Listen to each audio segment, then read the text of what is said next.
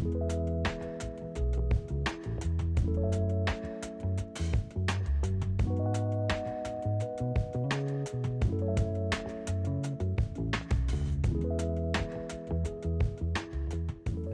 I'm going to show you literally just how easy it is to make yogurt. There's only 2 ingredients we need. However, if this is your first time making yogurt, and I assume if you are watching this video, this is your first time trying to make yogurt, I recommend going out and buying the highest quality yogurt you can, because you'll just be buying this once and you'll be using this over and over again as you make more batches of yogurt. And when it comes to buying the yogurt, you always just want to get plain yogurt, no flavoring, no sweetening. Look for ones that say like natural, organic, raw, whatever, because those are the ones that we're gonna be able to use as a starter for our yogurt. And the only other ingredient you're gonna need is milk. I personally always use whole fat milk because I find it just gives like a much nicer texture, which I prefer. But I've tried this with like semi-skim milk and it works just as well. It just comes out a bit more sort of liquidy. And that's literally all you need to know. So let's just get straight into it. We're gonna take our milk, we're gonna boil it for a few minutes and then let it cool down completely, and that'll just sort of make sure any other living bacteria that are in the milk are killed off for sure. I'm pretty confident that this milk is already pasteurized, but just in case you don't know if your milk is pasteurized, it's a good idea just to pasteurize it real quick. And that's literally just by putting it in a saucepan and heating it up.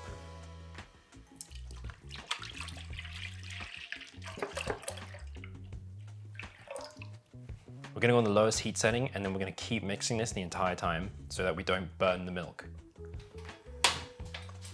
And I have to be a little extra careful because this burner is quite aggressive. So milk actually just pasteurizes at a fairly low temperature, around 60 to 70 degrees. I'm gonna aim for 70 degrees. And once we hit 70 degrees, we'll just hold it there for about 20 seconds and then we'll cool this down as fast as we can. And so we're at 45 degrees Celsius at the moment, so we still got a little bit to go. So we're about to reach our target temperature, which is around 70 degrees, but I'm gonna let it get up to 80. And we're about at 80 now, so I'm gonna take this off the heat now. I've got a cold water bath ready, and I'm gonna put this whole pan in the cold water and let it cool down until we hit about body temperature. Then it should be ready for the starter to go in there. So we spent all that time heating up milk, killing off anything else that might be in there.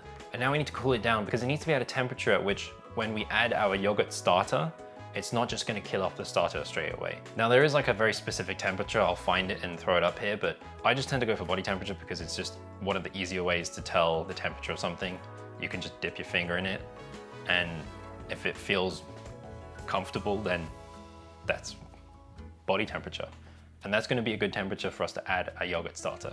This is actually just store-bought yogurt because I don't have a starter on me. But once I make this batch, I'm gonna reserve some of it and use that as a starter for my next batch.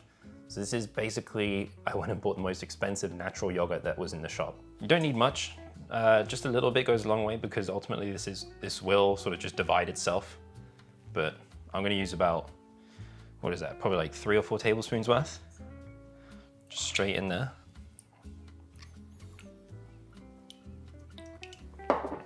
Got a little spillage there.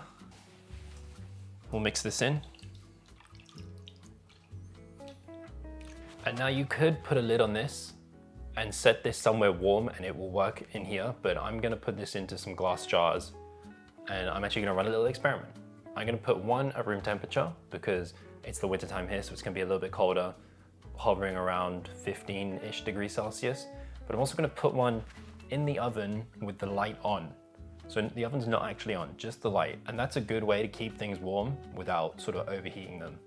And my 2 containers here, which I've sanitized using just brewing sanitizer, but you can use any other method that you commonly use to sanitize or clean a jar. In the past, I've even just washed them with dish soap and hot water, and that's worked out totally fine as well.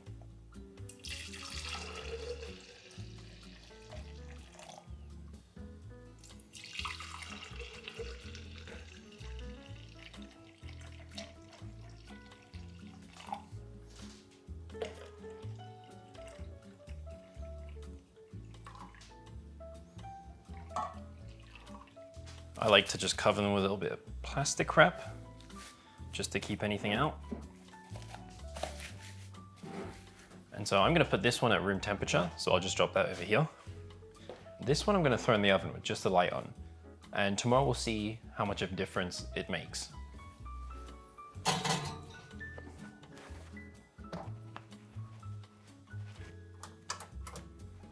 I'm recording this in the evening at the moment, so I'm gonna give this around overnight. So tomorrow morning when I wake up, get ready, we'll check back on these and see how they did.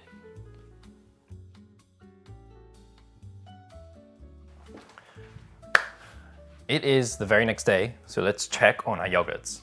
I am filming this a little bit later than I would want it to. It's almost midday right now, which means these have been going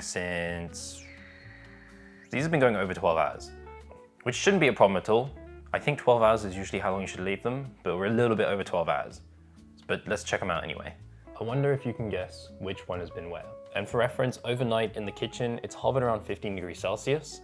And in the oven, I just took a temperature reading and it's hovering anywhere between like 25 to 35 degrees Celsius with the light on. I'm just gonna do like a quick little jiggle so that you can see, oh, you can really just feel the temperature difference as well on these jars, but if I give these a shake, you can kind of tell which one's which. Of course, this one is the one that's been at room temperature, and this one is the one that's been in the oven. So actually for this one, what I might do now, since we can't actually use this yet, it's not yogurt yet, I'm gonna put this in my dehydrator at around 40 degrees, just to sort of get it finished. As for this one though, we can take a look at this. Ooh, it smells really good. Nice and sour, just like yogurt should be. Now, depending on which yogurt you use, if it's Greek yogurt or regular yogurt, this is gonna take the same sort of texture as that yogurt that you use. So I didn't use Greek yogurt, so this shouldn't be too firm, but it should still be quite thick and gooey. There you go. That worked out really well. Oh yeah, that is really nice and thick. Very different to what it was yesterday.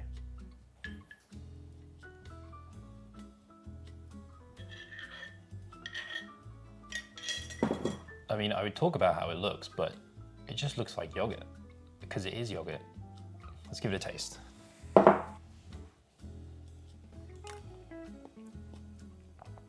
I mean, other than being warm, it's not quite as sour yet, but of course the temperature wasn't as warm as is ideal. And you can obviously just keep it going a bit longer. Or if you have a yogurt incubator or a yogurt maker, that's perfect. I also have a Instant Pot, which has a yogurt feature.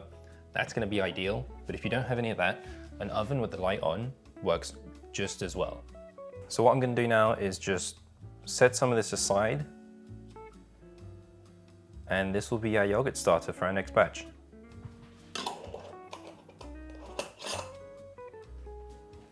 Gonna keep this in the fridge along with the other yogurt.